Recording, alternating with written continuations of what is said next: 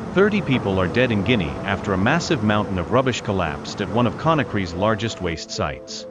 The disaster happened in the early hours of Sunday, August 23, 2026.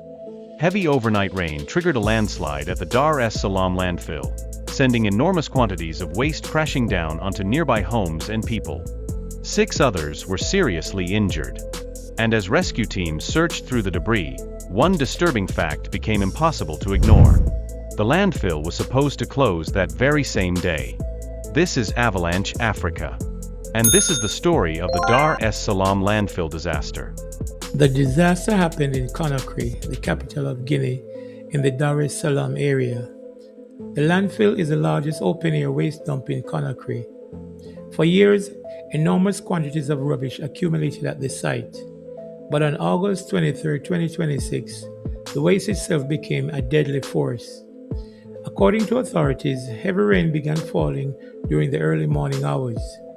At approximately 2 a.m., the saturated mound of refuse gave way. What followed was not simply a landslide. It was a cascading collapse of waste, soil, mud, and debris. Nearby shelters and homes were engulfed. People were trapped beneath the rubble, and the darkness of the early morning made the rescue even more difficult. According to eyewitness Robert Camano said, the disaster unfolded in stages. The first section of the landfill gave way. People immediately rushed toward the area. They were not initially thinking about danger. They were thinking about people who might still be alive. They climbed onto the rubbish and began calling out, asking whether anyone was trapped beneath the debris. Then the situation became even more terrifying. Another section collapsed. And according to the eyewitness, it happened in 3 successive stages. The waste cascaded downward, sweeping into the people who had moved toward the first collapse to help.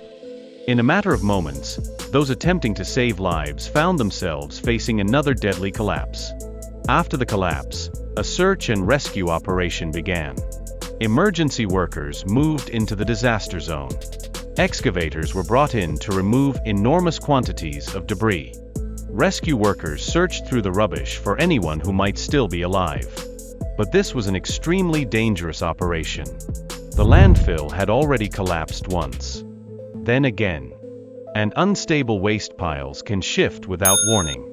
Every movement of heavy machinery had to be considered carefully. The priority was simple: find survivors, recover victims, and prevent another collapse from claiming more lives.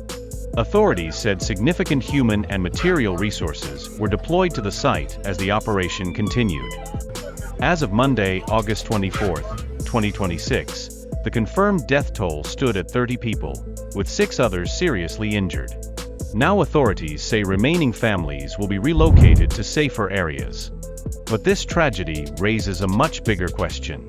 What happens when a city's waste grows faster than the systems designed to manage it? For families struggling to survive, simply saying leave is not always enough. Where do they go? Who provides another home?